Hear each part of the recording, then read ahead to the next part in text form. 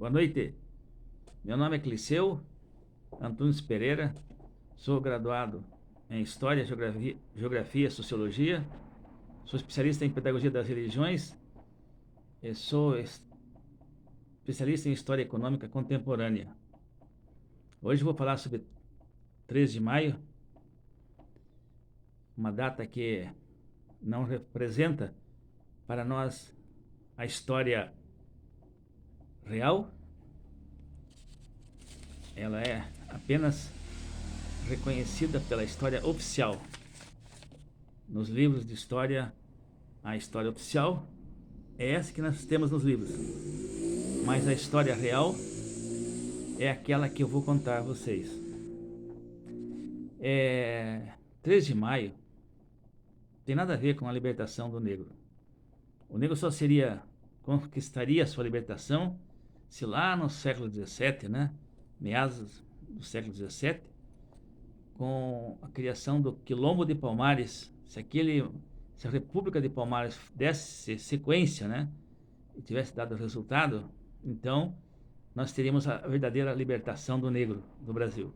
Felizmente, as tropas oficiais do governo brasileiro, que infelizmente 90% dos nossos governantes representam as elites contra os movimentos sociais, também Palmares foi vítima desse processo.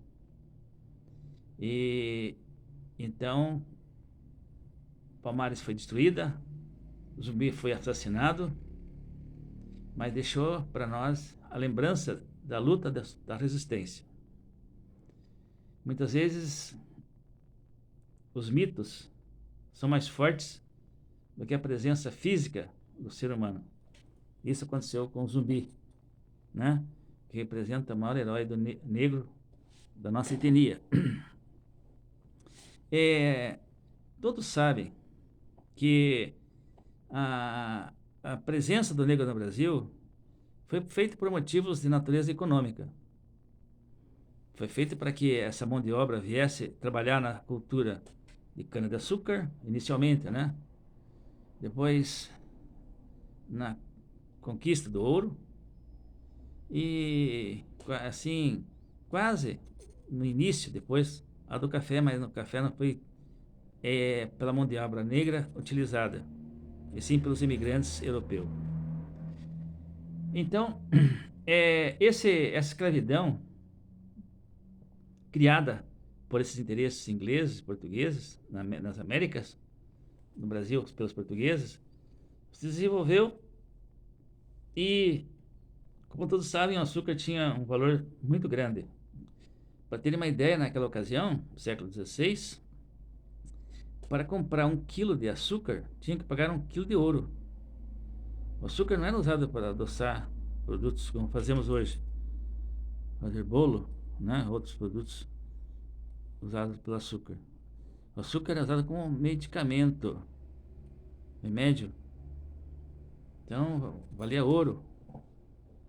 Um produto chamado açúcar, né? Decorrente da cultura da cana. E vamos, então, na sequência, o negro é comprado inicialmente pela captura, né? Como se fosse correr atrás de um animal. Era um trabalho danado. Pegar um negro na África não era fácil. Capturá-lo e trazê-lo à força para ser embarcado nas caravelas. Então pensou-se o seguinte: os portugueses pensaram assim, vamos usar a Bíblia para que esse processo aconteça. Como assim? Isso está no livro, no Velho Testamento, tem lá a história do Noé. Noé tinha 3 filhos. E o mais velho chamava-se Cã. O Cã surpreendeu o pai dele, o Noé, nu, tomando banho, pelado. E esse tipo de, assim, de ação é considerado um pecado mortal. Então Noé condenou o seu filho a viver na África, né? E, e ele disse: esse continente, a partir de agora, ele está amaldiçoado.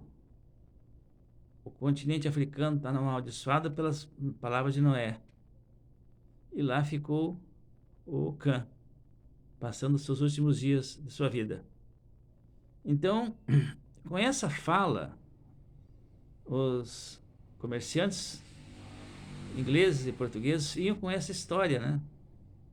Mentirosa, e diziam aos chefes das tribos africanas: olha, eu vou deixar para você, como comandante, né, desse grupo aí de negros, fortunas incalculáveis. Em troca, você vai dizer aos negros sobre esse fato. O negro que sai da África sai do inferno e vai para a América, vai para um lugar sagrado, vai para a salvação. Quem que não quer ser salvo em vida? Vai com essa mentira. Então, mais tarde, aí então a captura com os negros foi feita assim, negociadas, né, dessa maneira. Então, os negros eram trazidos para a senzala, primeiro levados pelos navios, né, chamados navios tumbeiro. Eles eram jogados nos porões das caravelas, nas tumbas, tumbeiro, né? E ali eles viam que foram enganados. Já era tarde, estavam amarrados, acorrentados. Então os negros eram jogados ali eles comiam lavagem, ali eles faziam as suas necessidades físicas, né? Suas fezes, misturada com alimento. Então, bactérias de toda a natureza. E 10.000 negros que carregavam em cada carga, né, de escravos, né, africanos, mais da metade morriam no translado, né? E esses negros que morriam, eles jogavam no mar. O Atlântico é considerado o cemitério dos negros. Uma embarcação africana levava quase um mês para fazer a travessia da África ao território brasileiro. Às vezes não nem tanto, né? Uns 20 dias, porque dependia da força do vento, cara, né? E eles eram negociados nos portos de Recife, Salvador, Rio de Janeiro e alguns em Porto Alegre. Vendidos assim, em lotes, né?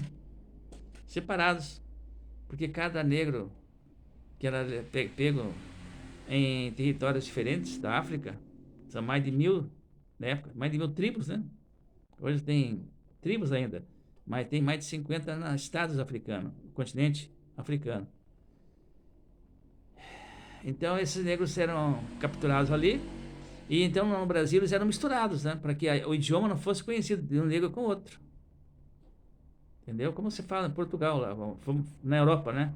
O alemão tem o idioma igual do espanhol, do francês, do inglês, tudo é diferente, né? E assim é também na África. E aí os negros eram vendidos, eles faziam assim, assim, para mostrar o produto negro, eles mostravam a canela. O homem era a canela. Quanto mais fina a canela do negro, ele tinha mais valor. A arcada dentária também era observada. As mulheres também, da mesma forma, a arcada dentária, e eles rasgavam assim os trapos que cobriam os seios das negras, e quanto mais enrijecido fosse o seio da negra, maior valor. Assim elas eram trazidas para a América. E aqui eles chegaram e foram para as senzalas, foram para as fazendas, né, para os engenhos do açúcar. Engenho é o nome da aldeia, do núcleo, né, do senhor do engenho. O engenho era formado pela capela, pela casa grande do senhor do engenho, pela senzala, onde os negros, né, ficavam ali presos, né, para dormir, e também formado pela espaço agrícola, né? E então assim era construído o engenho, entende? Então, os negros ali trabalhavam no plantio, né? Assim, no cultivo da cana, depois a colheita da cana, depois a produção do açúcar, e assim eles trabalhavam. Ah, os negros, para que fossem assim obedientes ao senhor do engenho, né? Ele tinha o capitão do mato, que era uma espécie de um homem de confiança, né, do dono da terra. E ele tinha, e geralmente era negro, o capitão do mato. E ele, para se sentir sim, leal, né, cortês ao senhor do engenho, ele era o grande torturador dos negros no Brasil, o capitão do mato, negro. Então, quando era comum, por qualquer motivo que fosse, os negros eram levados para o tronco negro, e ou a negra também, e ali eles eram açoitados. Diariamente tinha essas cenas de tortura nos troncos, pelourinho, né? Símbolo do poder do senhor do engenho. Muitos morriam de tanto apanhar com as chicotadas. Os que não morriam, eles, quando terminava aquelas 100 chibatadas, eles jogavam assim no corpo todo dele salmoura, sabe? Para que a dor fosse 3 vezes maior, ou 1000 vezes mais forte, né? A salmoura era para cicatrizar as feridas com mais rapidez. Então, diante de tanta tortura, muitas vezes os negros tentavam fugir, né, da senzala pela madrugada, né? Lá eram montados uns 40 negros. E aí, esses negros, quando viam que a situação, né, não era favorável, eles iam fugir. E muitos fugiam, e quando era feita a contagem, né, a chamada dos negros pela madrugada, faltava-se um ou dois, o capitão batia atrás. Quando pegava, eles voltavam. Ou sem uma perna, ou sem um braço, ou cegos, ou sem uma orelha. E aí o capitão do mato mostrava assim, ó, aqui, para vocês nunca mais aprenderem a fugir, para mostrar medo. Tá aqui a perna do seu irmão, do seu negro. E aí então eles inventaram a macumba, os negros. Os cristãos, na época portuguesa, cristãos católicos, né? Inventaram que macumba é coisa do mal. Hoje são os evangélicos, pentecostais, porque os tradicionais são luteranos, né? Os batistas, né? Os luteranos. E os demais são pentecostais. Evangélicos pentecostais. Esses falam que macumba, muitos falam assim, é coisa fazer mal aí, fazer feitiçaria. Macumba é fazer feitiçaria para fazer mal para alguém, nem é nada disso. Feitiçaria quem faz foi inventado lá na Inglaterra, né? Pelos bruxos lá, é outro folclore lá. Tem nada a ver com a África. Então, o que era macumba? A macumba assim, eles matavam um animal de tamanho porte grande, com o couro desse animal eles colocavam para secar, e após bem, né, dias e noites secando ali, pegava-se um feixe de bambu, entrelaçavam com aquilo ali com cipó, fazia uma espécie de um círculo, né? E sobre ele colocava aquele couro, amarrava e faziam a seguinte convenção: se quando um negro fugir e de madrugada chegar o capitão do mato para fazer a chamada e ver que faltou um, ele vai atrás. Se chegar só ele e o cavalo, ele bate assim, ó, uma pancada, chegou sozinho o negro, o capitão do mato chegou na senzala e corre que o homem está da captura. Então, pernas para quem a gente quer. Então o negro se escapava com o sinal que é dado, uma vez só. Quando o capitão do mato chegava, ele com um ou dois homens a cavalo, eles faziam 2 vezes. Ou seja, corra que eles estão a cavalo.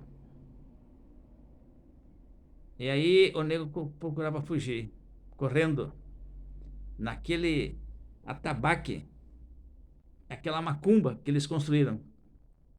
Portanto, a macumba é a construção e o uso daquele atabaque para alertar o negro fujão. E quando o negro chegava a cavalo, né? E com vários cachorros, aí a pancada era 3 vezes assim: corra, se joga num rio qualquer, porque aí o fato do cachorro não vai chegar até eles. E assim o negro conseguia escapar. Isso é a macumba. Todo esse processo, né, de construção de um instrumento musical para esse fim. Bem, o negro, então, foi o grande responsável pelo enriquecimento, pela construção do nosso país, né? Muitas vezes o negro de madrugada, né, eles invocavam os seus orixás. Orixás é a natureza. Por exemplo, hoje, propositalmente, eu estou de verde. Podem ver aí? Porque quinta-feira é referenciado à floresta, ao verde, às árvores. As árvores é o Oxóssi. Eu estou de verde devido a hoje ser quinta-feira. Amanhã é Oxalá, tudo branco. Sábado é amarelo. É Ogum, Oxum, sábado. Domingo é rosa. São as entidades que têm uma vida assim, é, mais voltada para a beleza, para a feminidade. E segunda-feira, novamente, é Oxalá, branco. O branco começa aquele círculo da semana, né? Não é a semana, é a estação da lua, segue a lua. Oxalá é o pai, é o criador do ser humano e de todos os elementos da natureza. Oxalá é o grande representante de Olorum, que é o Deus, o nome do único Deus que nós temos, os africanos chamam de Olorum. Terça-feira é azul, é Iemanjá, mãe, é o mar, é o oceano, águas do mar, é bem protetora. Iemanjá, a rainha do mar. Quinta-feira, aliás, quarta-feira, que foi ontem, é vermelho, é o vermelho é o Xangô, o fogo, o trovão. Xangô gosta de bomba, desses pistolão, foguete, gosta de estrondo.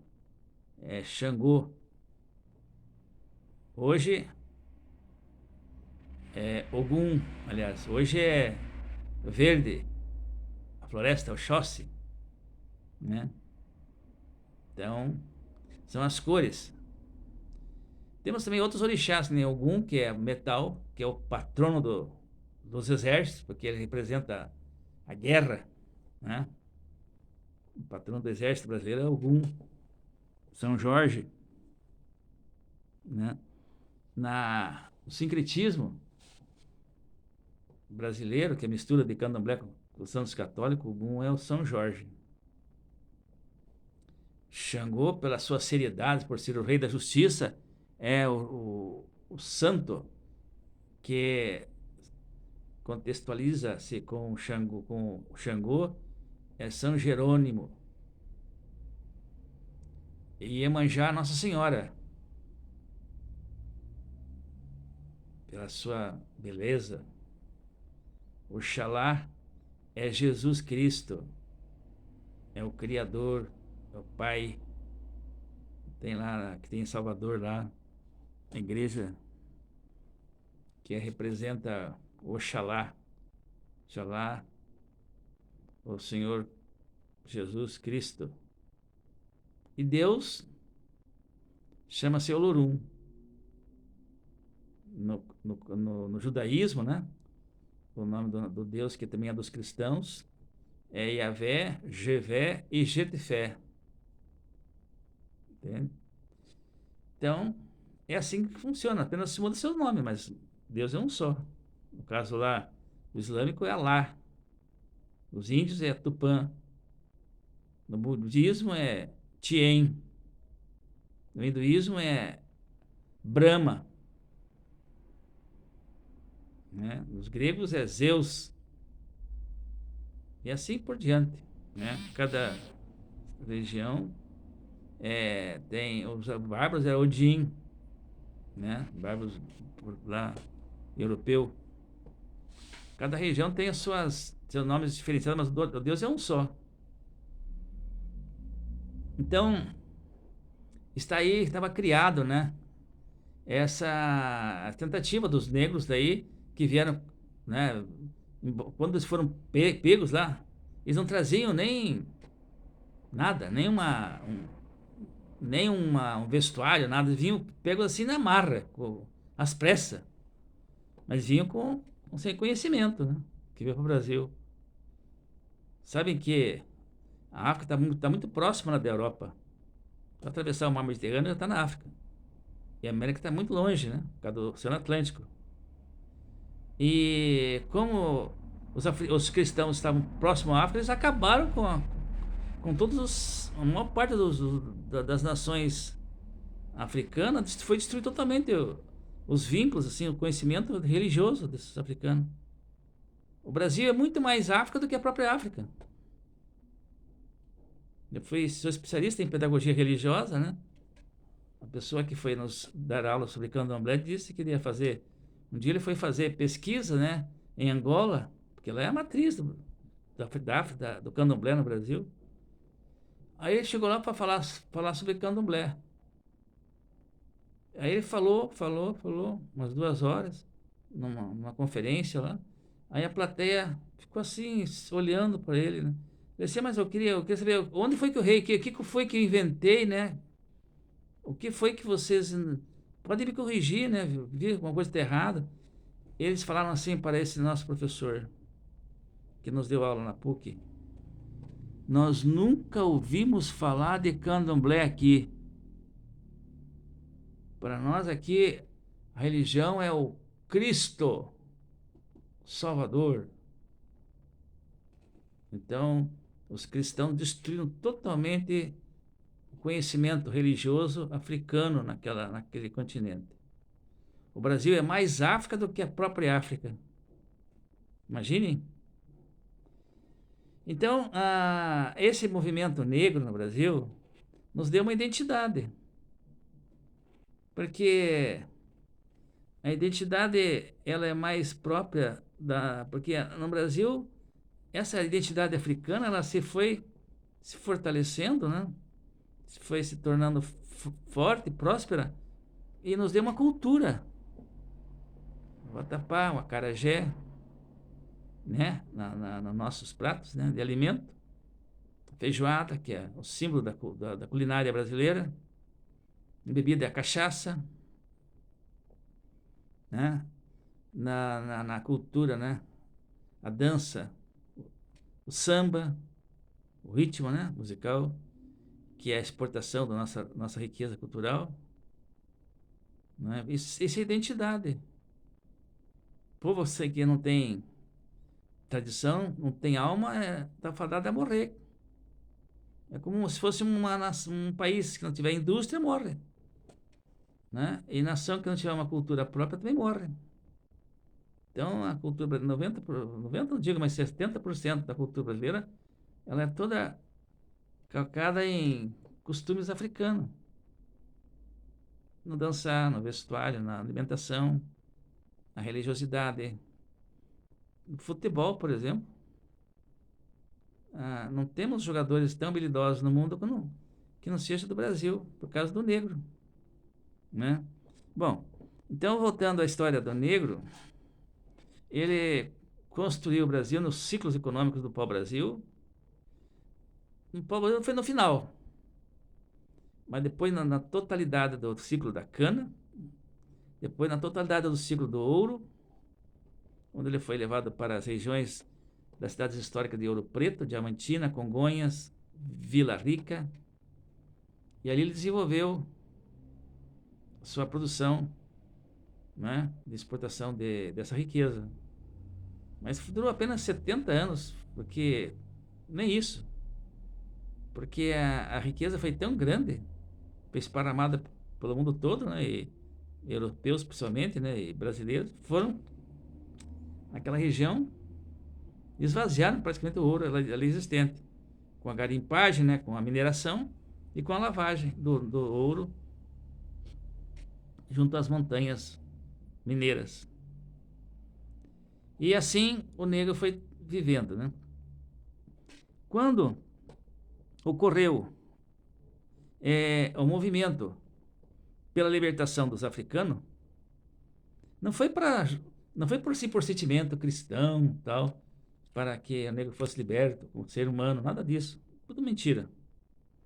O negro foi liberto por interesse econômico, dos ingleses, principalmente.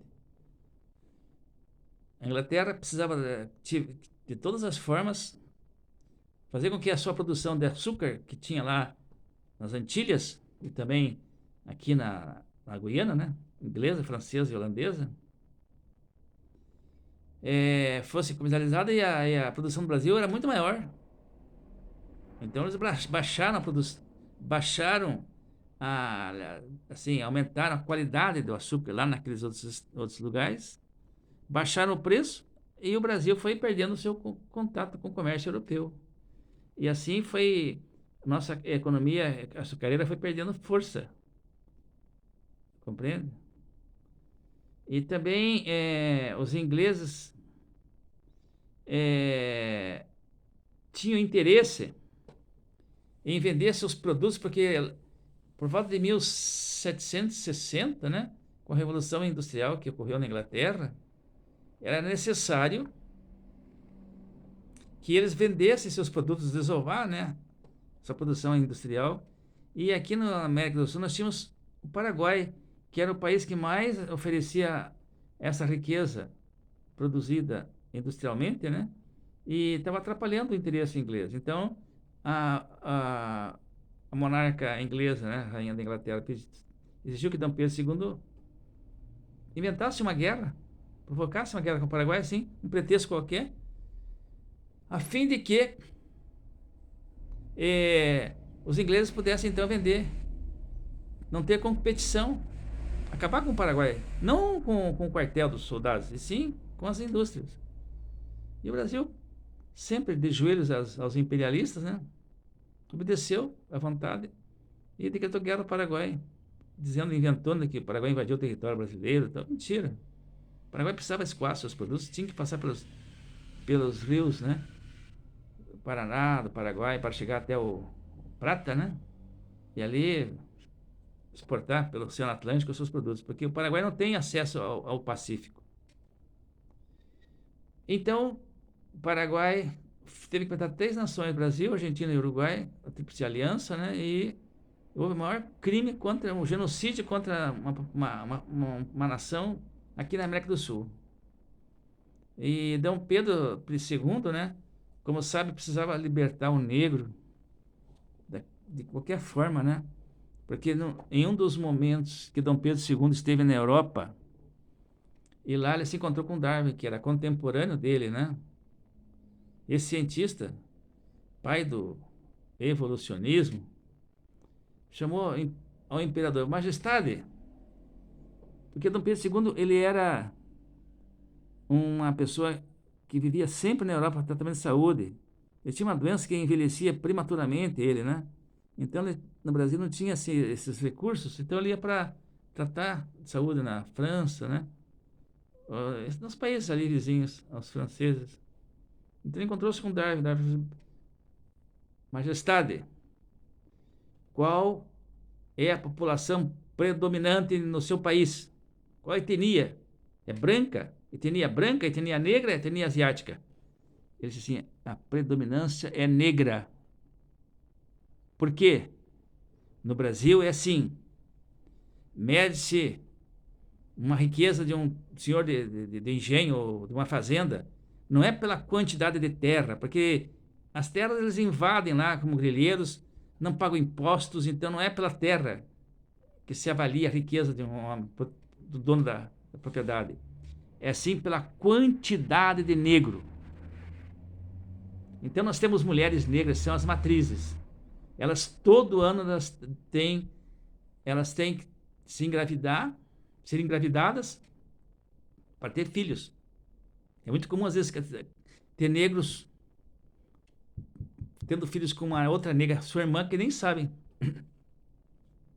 Entende? E os negros que nascem com problemas físicos, né, eles imediatamente são sacrificados.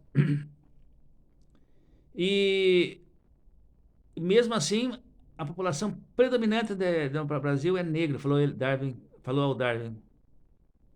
Esses então estão perdidos. Por quê? Perguntou Marginal, por quê? Qual motivo? Porque é provado pela ciência, uma ciência maluca, né, mentirosa, da época. Hoje não foi esclarecido que tudo é mentira. O Darwin disse naquela ocasião, é provado pela ciência que o negro tem o QI inferior ao branco. Majestade, você tem que embranquecer logo aquela população. Senão o Brasil está fadado a ser um país de terceira categoria. Aí então o Dom Pedro II veio ao Brasil com essa ideia. Vamos embranquecer a população brasileira. Para isto, a etnia negra tem que morrer. Racista, de mão cheia, Dom Pedro II, então, quando teve a Guerra do Paraguai, chamou o comandante do exército, o coronel, vai colocar na frente do batalhão do nosso exército negro. Nas batalhas mais ferozes que ocorreram, o negro vai ser o pelotão de frente, a infantaria. Não quero que nenhum negro volte com vida depois da guerra. Entendeu? Sim, majestade. Assim farei. A guerra levou quase 4 anos, ou um pouco mais. Quando a guerra estava para ser encerrada, o coronel, o marechal, disse assim: Majestade, no telégrafo, né? A guerra está acabando, vencemos a guerra. E o negro não morreu. Está vivo. Vou fuzilar eles. Posso fuzilar? Ficou louco? Daí responde o Dom Pedro: Não, não. Aí a história vai nos dizer que nós somos assassinos, genocidas. Mas o que eu faço? Estão vivos. A guerra aconteceu, foi assim, majestade. Para que o tiro, né, daquela baioneta ocorresse, tinha que